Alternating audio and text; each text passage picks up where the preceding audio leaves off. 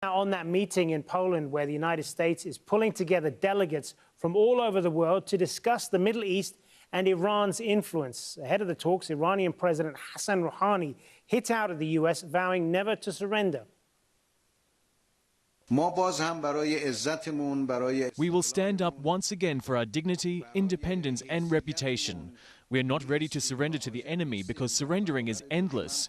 If in the first step our nation surrenders to America, it will have to keep surrendering until the end, which means giving up our country, our dignity, our independence and our identity. Well, Ellie Geranmayeh is a policy fellow for the Middle East and North African program at the European Council on Foreign Relations. She joins us now from London.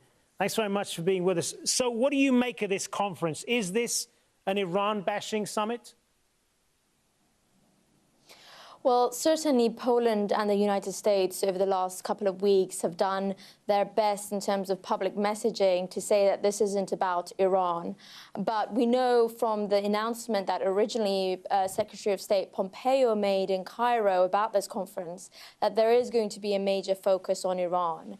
And we had the Prime Minister of Israel yesterday on his way to Warsaw saying that a big focus for him from this conference is going to be about Iran. And certainly the United States, since its withdrawal from the nuclear deal, has been pushing hard to get an international coalition to isolate Iran, both politically and economically. So they'll be looking out for different ways to do that in Warsaw.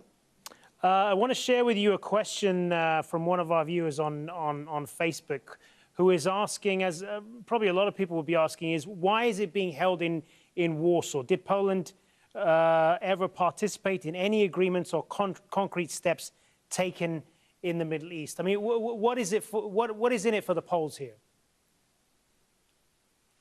Well, certainly this question also left many people in European capitals puzzled as well. Poland, we know, has been trying to make an outreach with President Trump and the US administration on security and defense issues. And so this measure would have been possibly a measure of goodwill on the part of Poland to hold this sort of a summit, especially at a time where the United States feels quite isolated on Middle East policy. But for, I think, a lot of other European capitals, this is seen as an attempt by the United States to actually divide and conquer European countries, particularly on the issue of Iran, which there's been unprecedented unity amongst member states in the European Union for the last year. So we'll have to see what comes out of it. But we know that the German foreign minister and the French foreign minister have basically stopped the meeting and won't be showing up. Yeah, what do you make of that? The fact that many of these other prominent European nations, like you say, France and Germany, have only sent low-level delegations. Is that a message that they're sending, that they're not buying into this?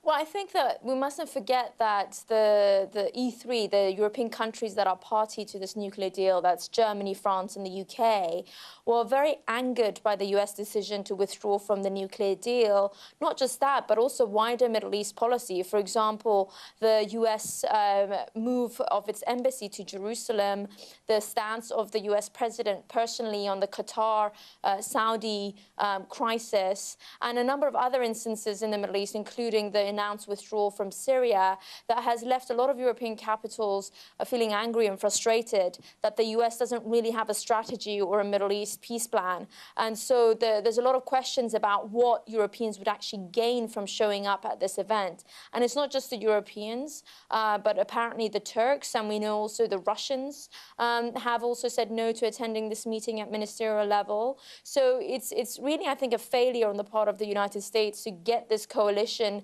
international coalition against Iran in a formidable way. Good to speak with you. Thanks very much for being with us.